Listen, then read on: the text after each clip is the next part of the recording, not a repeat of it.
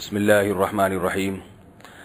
حضرت عائشہ رضی اللہ تعالی عنہ سے روایت ہے، فرماتی ہیں ما رأیت رسول اللہ صلی اللہ علیہ وسلم مستجمعا قط ضاحکا حتی ترى منه لهواته انما كان يتبسم، متفق علیہ۔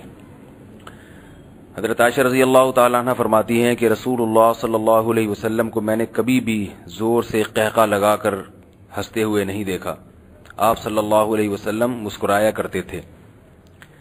اسی سے ملتی جلتی ایک اور حدیث ہے جس میں آتا ہے کہ رسول اللہ صلی اللہ علیہ وسلم کو جب غضب آتا تھا تو اس غضب کے آثار آپ صلی اللہ علیہ وسلم کے چہرے پہ ظاہر ہوتے تھے اور آپ کا چہرہ انار کی طرح سخت ہو جایا کرتا تھا۔ یہ بھی رسول اللہ صلی اللہ علیہ وسلم کے آداب ہیں، اخلاق ہیں کہ غصے کے وقت چہرے سے غصے کا اظہار کرنا اور خوشی کے وقت اپنے چہرے سے مسکراہٹ کا اظہار کرنا۔ آج جب کسی کو غصہ آتا ہے تو وہ گدھوں کی طرح چیخنا شروع کر دیتا ہے اور اتنا زور زور سے پورے گھر کو اٹخ پٹخ کے ہمارے نوجوانوں میں عادت ہے اور اس کو کمال سمجھتے ہیں، بہادری سمجھتے ہیں۔ یہ بہت گھٹیا حرکت ہے۔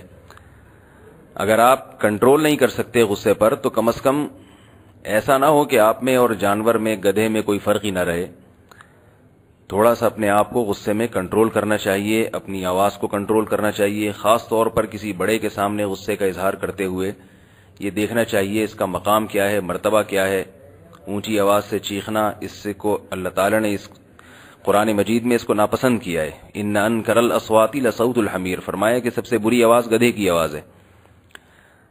تو سب کو بری لگتی ہے کیونکہ بہت زور سے چیختا ہے گدھا۔ تو اسی سے ملتا جلتا یہ جو دوسری حدیث مسکراتے ہوئے تھے، آج بہت سے لوگ جب کسی بات پہ کوئی ہنسی آتی ہے تو آپے سے باہر ہو جاتے ہیں اور اتنا زور زور سے چیختے ہیں۔ بعض دفعہ ایسا ہوتا ہے کہ ہمیں کسی گلی میں کسی کے ہنسنے کی آواز آتی ہے۔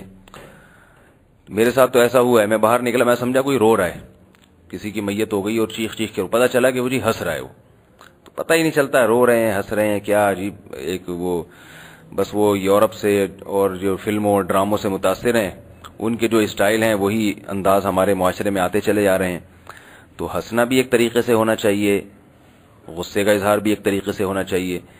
ان احادیث کا مقصد یہ نہیں ہوتا کہ شریعت آپ کو بالکل بانڈ کرنا چاہ رہی ہے، آپ کے ہنسنے پر بھی پابندی۔ بعض لوگ سوچتے ہیں کہ بھائی یہ کیا ہے، ہمیں اب ہنسنے پر بھی پہلے حدیث میں دیکھنا پڑے گا کہ ہنسنے کا کیا طریقہ ہے اسلام میں، رونے سے پہلے بھی حدیث میں دیکھنا پڑے گا کہ جی رونے کا اسلام میں کیا طریقہ ہے۔ تو یہ تو بہت مشکل، ہم سے نماز روزہ ہو نہیں رہا اور یہاں ہنسنے اور رونے پر بھی پابندیاں لگائی جا رہی ہیں۔ تو یہ مطلب نہیں ہے، ہر آدمی کا ہنسنے کا اپنا ایک انداز ہوتا ہے، غصے کے اظہار کا ہر ایک اپنا ایک نیچرل طریقہ ہوتا ہے۔ مقصد یہ ہے کہ تھوڑا سا لگام دیں، تھوڑا سا پتہ چلے آپ کے ہنسنے سے اور آپ کے رونے سے کہ آپ انسان ہیں، آپ جانور نہیں ہیں۔ بس مقصد یہ ہے، باقی یہ نہیں ہے کہ آپ کو ہنسی آئے نہیں، آپ کی آواز ہی نہ نکلے۔ صحابہ کرام بھی مسکرایا کرتے تھے، ہنستے بھی تھے، ان کی آواز بھی نکلتی تھی۔ تو بس مقصد تھوڑا سا کنٹرول کرنا ہے۔ اللہ تعالیٰ عمل کی توفیق عطا فرمائے۔